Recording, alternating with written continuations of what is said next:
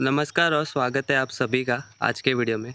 मैं हूँ मयूरेश और आज मैं आप लोगों को लेके चलने वाला हूँ महाराष्ट्र के एक और नए लोकेशन पे। अलीबाग का नाम तो सभी ने सुना होगा और ये प्रसिद्ध है अपने बीचेस के लिए और एक कोस्टल टाउन के रूप में।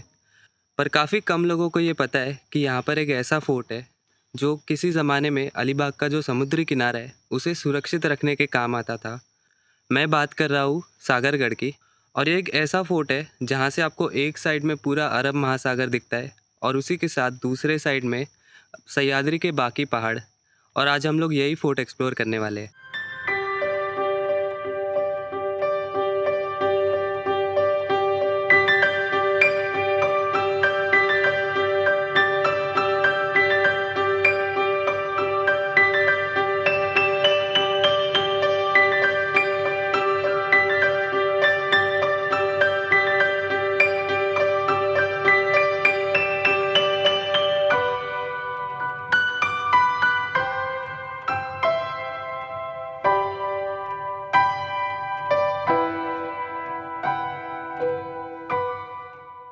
तो सागरगढ़ स्थित है महाराष्ट्र के रायगढ़ डिस्ट्रिक्ट में और अलीबाग से लगभग 5 से 10 किलोमीटर की ड्राइव है।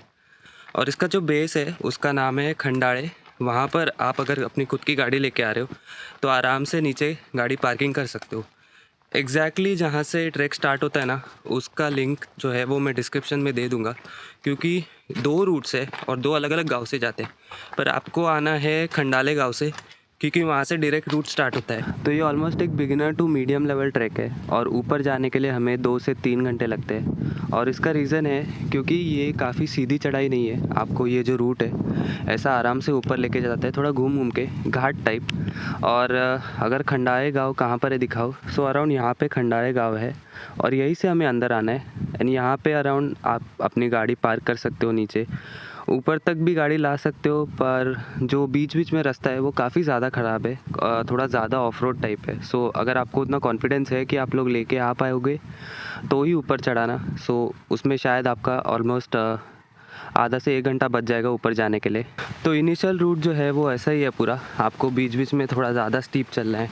बाकी आराम से ऐसे पैचेस भी है जहाँ पर आप लोग थोड़ा अपना रेस्ट कर सकते हो और फिर चल सकते हो। पर स्टीप क्लाइंब जो है ना, वो इसकी जब माची आ जाती है, यानी कि बीच में जो गाँव है ट्रैक के, वहाँ से थोड़ा स्टीप क्लाइंब हो जाता है और वहीं से जो है पूरा जंगल वाला रूट चालू होता है। तो ऑलमोस्ट 1 घंटे के ट्रैक के बाद हम लोग जो है ये जो रूट है उसके माची तक आ जाते हैं। यहाँ पर गाँव है ऊपर, अगर आप लोग को कुछ खाने के लिए या पानी चाहिए तो यहाँ से एक बार ले सकते हो। और अभी यहीं से गांव के अंदर से ही रूट जाता है। कुछ भी कन्फ्यूजन हो गांव वालों को पूछ लेना, क्योंकि मैं भी अभी पूछते पूछते ही आया हूँ और वो लोग हमेशा जैसे आपकी हेल्प करते हैं।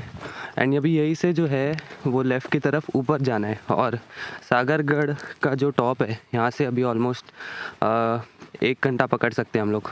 तो गांव तक हम लोग एकदम आराम से आते हैं, आराम से ब्रेक लेकर। काफ़ी अच्छे व्यूज़ है साइड में। और उसके बाद थोड़ी सी तकलीफ़ होने वाली है, ऑलमोस्ट 1 घंटा सह लेना। तो अगर सागरगढ़ की अहमियत बताऊँ, सो जैसे इसका नाम है सागरगढ़, सागर यानी कि समंदर और गढ़ यानी कि फोर्ट। पर यहाँ पर इंटरेस्टिंग चीज़ ये है कि ये समंदर से जो है 5 से 10 किलोमीटर दूर है। भले इसका नाम सागरगढ़ है और इसीलिए इसका नाम जो पड़ा है वो इसके लोकेशन से नहीं, बल्कि ये किस काम आता था उस चीज़ की वजह से। सो अलीबाग का ये जो पूरा समंदर का किनारा है उस पर नज़र रखने के लिए इससे बनाया गया था। सो एक वॉच टावर की जैसे यूज़ होता था। अब हम जब ऊपर जाएंगे तो वहाँ से आसानी से हम लोग समझ पाएंगे, क्योंकि वहाँ से एक पूरा 360 डिग्री व्यू मिलता है। अलीबाग जो है वो पूरा आप लोग आसानी से देख पाते हो यहाँ से। और उसी के साथ साथ सह्याद्री के अन्य जो पहाड़ है वो भी यहाँ से काफ़ी आसानी से दिखते हैं। तो अभी ऑलमोस्ट 1.5 घंटा हो चुका है हम लोग ट्रैक करके और सागरगढ़ का जो है पठार अभी दिखना स्टार्ट हो चुका है। सो यही पूरा टॉप है सागरगढ़ का और हम लोग को पूरा एक्सप्लोर करते वक्त जाना है वहाँ एंड पॉइंट तक। और ये जो पॉइंट है इसे वारनट टोक कहते हैं और उसके पीछे की क्या कहानी है वो मैं आपको जब वहाँ पर पहुँचूँगा तब जाके बताऊँगा। तो यहाँ पर ऊपर चढ़ते वक्त एक चीज़ का ध्यान रखना, अब क्योंकि ये कोस्टल एरिया अलीबाग, सो उसकी वजह से ह्यूमिडिटी काफ़ी ज़्यादा होने वाली है। तो अच्छे खासे अमाउंट में पानी कैरी करना अपने साथ, क्योंकि गांव में तो आपको चलो पानी रिफ़िल करने मिल जाएगा, पर ऊपर शायद वैसा कुछ ना मिले। पानी के जो टंकियाँ है उसमें ज़रूरी नहीं कि पानी हमेशा अच्छा ही होगा पीने लायक। सो ये एक चीज़ का ध्यान रखना। और दूसरी चीज़ कि अगर आप लोग बारिश में भी आ रहे हो सो जूते अच्छे पहनना, क्योंकि फिसलन बहुत ज़्यादा होने वाली है। रास्ते बीच बीच में काफ़ी ज़्यादा ख़राब है, और ऐसे समय पे हमें ये नहीं चाहिए होता है कि कुछ इंजरी हो जाए, क्योंकि आजू बाजू कुछ होता नहीं है। सो ये है गढ़ का महाप्रवेश द्वार, और यहीं से पूरे सागरगढ़ की शुरुआत होती है। पर जैसे कि दिख रहा है कि इतने सालों बाद यहाँ पर बिल्कुल ध्यान नहीं दिया गया है। उसी चीज़ के वजह से सारी जो चीज़ें हैं पूरी टूट चुकी है। और अभी पूरा जो पठार है उसको एक्सप्लोर करते, एक एक चीज़ को देखते हैं कि कौन सी चीज़ यहाँ पे देखने लायक है, कहाँ कहाँ हम लोग जा सकते हैं। तो महादरवाज़ा से जब आप लोग सीधा चल के आओ ना तो ये ओपन पैच में आते हो, और यहीं से फिर सारे जो पुरातन वाड़े ना उनके आपको यहाँ पर अवशेष दिखेंगे। और उन्हीं के बीच ये जो बुरुज है इस पे बहुत बड़ी तोफ रखी है, और उसी के साथ यहाँ से थोड़ा ही आगे छत्रपति शिवाजी महाराज की मूर्ति बिठाई गई है। सो हम लोग वो भी देखेंगे, और फिर आखिर में वानर टोक तक जाएंगे। ठीक है, महादरवाज़ा से जब थोड़ा लेफ़्ट में आते हो तो यहाँ पर चूनाचा घाना है। अभी यहाँ पर कैसे है, इतनी ज़्यादा घास उग चुकी है, और क्योंकि कोई यहाँ पर आता नहीं, यहाँ पर ध्यान नहीं दिया गया है, उसके वजह से ये जो पूरा चूनाचा घाना और उसके आजू बाजू का पूरा जो एरिया है वो सारा ख़राब हो चुका है, वरना आपको एकदम क्लियरली दिखता यहाँ पे जो पूरा सर्कल है वो।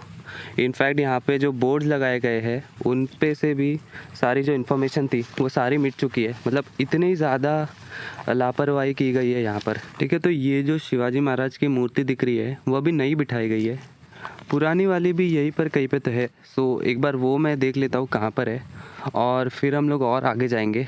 अच्छा, तो ये ऊपर से काफ़ी अच्छा 360 डिग्री व्यू मिलता है, आई मतलब पैनारोमिक व्यू बोल सकते हैं। और वो जो एंड दिख रहा है सो वहाँ तक जाना है। अब क्योंकि ये गढ़ पे ज़्यादा कोई आता नहीं है इसीलिए मार्किंग्स नहीं है, सो उसके वजह से आपको थोड़ा मैप पे देखते वक्त जाना पड़ेगा, जगह जो है ढूंढनी पड़ेगी, लोकेशंस कहाँ पर है, या फिर ऐसे जो बीच बीच में रास्ते दिख रहे हैं सो वो थोड़ा फॉलो करके जाना।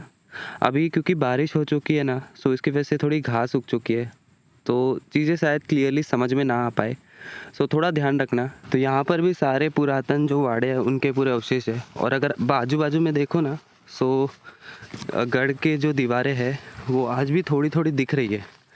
और वानर टोक की तरफ जाते हुए ही ये बड़ा सा पानी का जो है वो तालाब दिखता है, एंड ऐसा वैसा छोटा नहीं है, जैसे आप लोग पास में आते हैं ना तब जाकर इसकी जो असली साइज़ है वो पता चलती है कि काफ़ी ज़्यादा बड़ा है।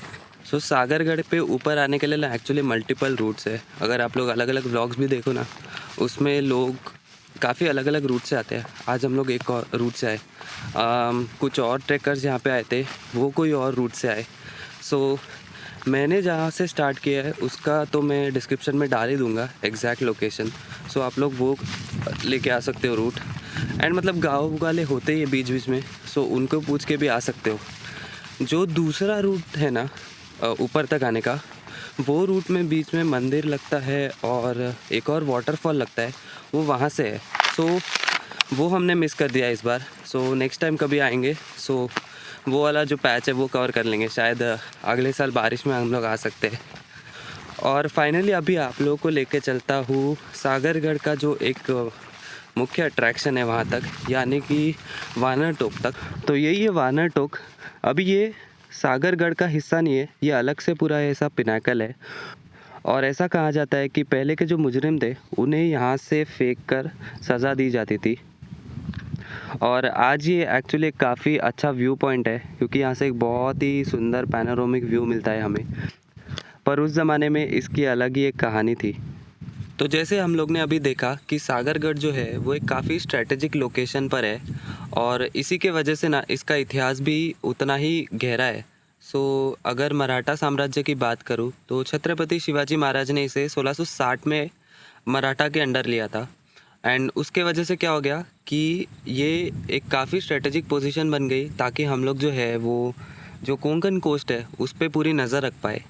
पर 5 साल बाद ही जैसे हम सबको पता है कि पुरंदर की ट्रीटी हुई थी 1665 में, और उसमें शिवाजी महाराज को अपने 23 किले जो है वो मुग़लों को देने पड़े थे, जिसमें सागरगढ़ भी शामिल था।